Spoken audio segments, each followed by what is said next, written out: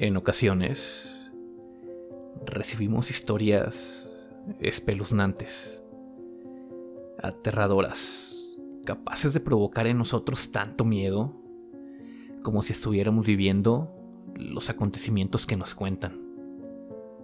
En esta ocasión, la historia es un poco corta y les advierto de antemano, el final es un poco triste también. Sin más, pónganse cómodos y prepárense, amigos. Esto es Desde las Sombras.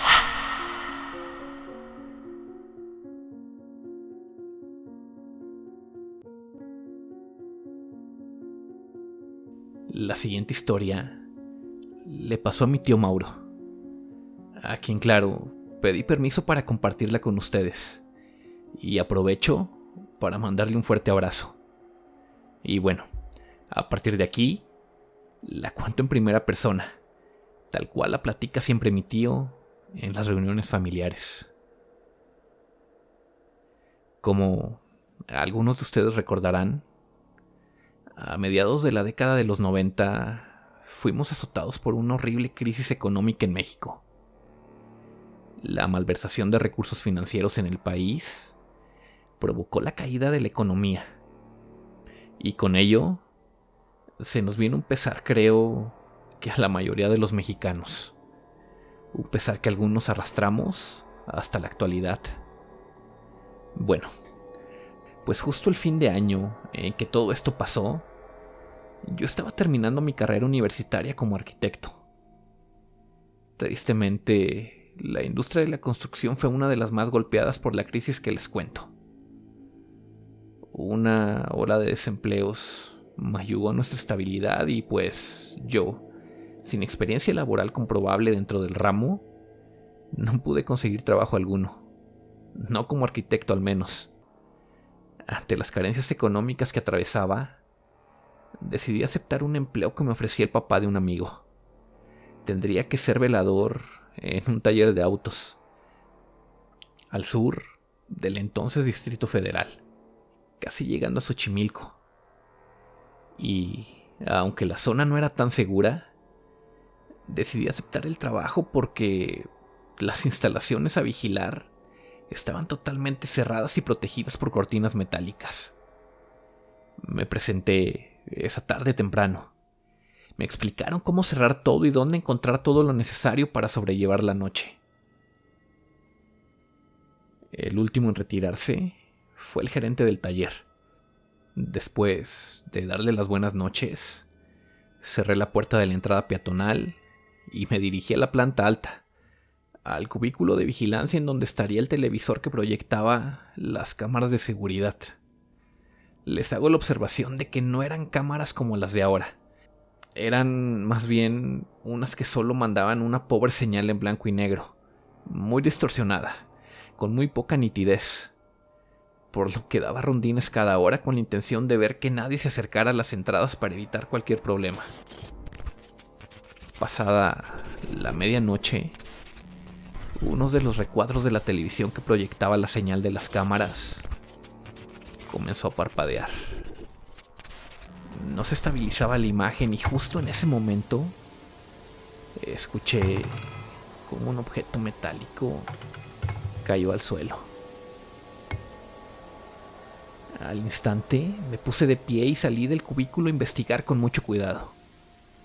Encendí todas las luces del taller desde el switch maestro, mientras escuchaba cómo removían cosas en una bodega de la planta baja. Estoy armado. Más te vale correr, dije en voz alta. Pero el sonido continuó. Cuando logré asomar la mirada, pude ver a una persona vestida con un overol de mecánico idéntico a los que utilizaban los empleados del lugar. Hey, buenas noches. Ya no puedes estar aquí, ¿sabes? ¿Cómo le hiciste para entrar? Le pregunté, pero el joven no respondió. Continuó moviendo cajas entre un pequeño montón de cosas. ¡Ey, te estoy hablando! No puedes estar aquí. Le dije, ya un poco molesto por no prestarme atención, pero el chico ni siquiera se inmutó. Finalmente tomó una pequeña garrafa y caminó hacia el centro del taller. Justo ahí volteó a verme mientras levantaba el recipiente sobre su cabeza, vaciando su contenido sobre todo su cuerpo. ¿Qué carajos estás haciendo? Le grité. El hombre ya no volteó. Solo sacó un encendedor de entre sus ropas. Lo prendió y comenzó a arder sin emitir grito alguno. No supe qué hacer. Por instinto, creo, corrí a mi cubículo y llamé inmediatamente a una ambulancia. Luego llamé al gerente del lugar. Le conté acelerado lo que estaba pasando, como aquel hombre estaba ardiendo justo al centro del taller. Tranquilo, Mauro. No pasa nada. ¿Qué? ¿Que no pasa nada? Le grité. Una persona se está quemando. Aquí dentro del taller. Puede empezar un incendio. Ya llamé a los bomberos, me dijo en un tono tan tranquilo que hasta se me hacía ofensivo. Solo vigila que el fuego no se extienda. Ya voy para allá. Y finalmente colgó. Cuando salí del puesto de vigilancia, ya no pude ver al tipo en llamas. Bajé temiendo que se hubiera metido entre los autos de los clientes. Mientras lo buscaba, escuché cómo se abría la puerta de la entrada. Era el gerente del taller, aún usando su ropa de dormir. Vente para acá, Mauro, me dijo. No, espéreme, patrón. Ya no veo a este chavo. No supe para dónde corrió. Le respondí. Vente. Ya está llegando la ambulancia que pediste, me dijo. Salimos y un paramédico se bajó para hablar con él. Hicieron gestos como negando algo mientras veían hacia adentro del taller. Vi cómo el gerente sacó algo de dinero de su cartera y se lo dio mientras le gritaba al chofer de la ambulancia que lo disculpara por la falsa alarma. Que pasaran buena noche. Le di un abrazo al paramédico, como si lo conociera, y finalmente la ambulancia se retiró. Al parecer, no era la primera vez que se veían. Yo estaba por demás confundido. Pensaba que el gerente quería ocultar lo que había pasado. No sabía qué decir cuando él se acercó caminando hacia mí y me tomó del hombro para meternos al taller. Todo esto mientras me decía que ellos eran los que siempre atendían sus llamados de emergencia. Lo siguiente es lo interesante de esta historia. Me llevó hacia un pequeño jardín en la parte trasera del taller. Junto a los comedores, en un pequeño rincón olvidado, había una foto junto a una cruz de cemento. No recuerdo ya el nombre que decía, pero sí una fecha. Noviembre del 91. La foto era el sujeto que había visto minutos antes prenderse fuego en el taller. El gerente me contó que el joven era un empleado del lugar, que lamentablemente había tenido unos meses muy malos. Al parecer, perdió a sus padres en un accidente de tráfico. Y a las pocas semanas de esto, su esposa perdió al bebé que esperaba. La misma atravesó una fuerte depresión que no pudo superar y combinada con complicaciones infecciosas derivadas del legrado que le practicaron, terminaría perdiendo la vida en el hospital.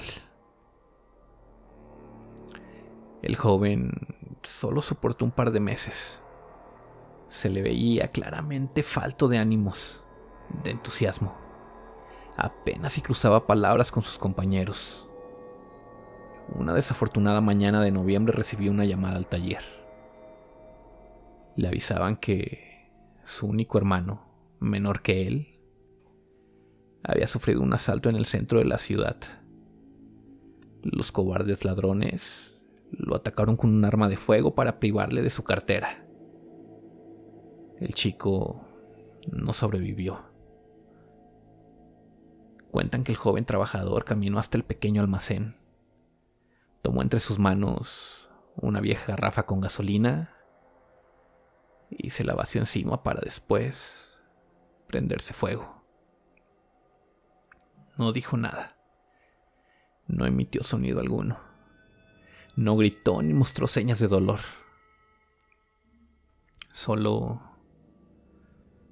se desvaneció mientras veía cómo sus compañeros intentaban sofocar las llamas que le abrazaban. Para cuando lo lograron, el joven ya no respiraba. Y desde entonces, a veces por las madrugadas se le puede ver, caminando por el lugar, moviendo herramienta o repitiendo la desafortunada decisión que terminaría con su propia vida. El gerente se disculpó por no haberme contado sobre la aparición cuando me contrataron. Obviamente, nunca es fácil advertir sobre este tipo de cosas. Trabajé como velador en ese lugar por medio año más.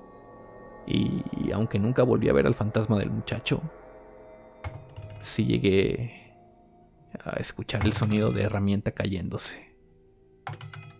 El sonido de gasolina tirándose. El horrible sonido que produce el fuego al arder. Veía cómo ese recuadro de la señal de las cámaras perdía nitidez. Cómo mandaba solo interferencia. Pero ya no me atreví a salir. Ya no tuve el valor.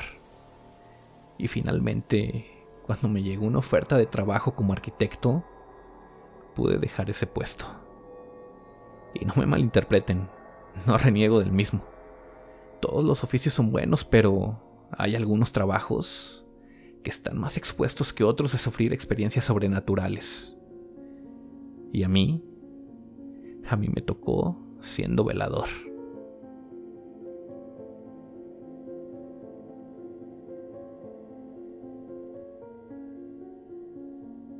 Amigos, les dejo el primer relato de octubre.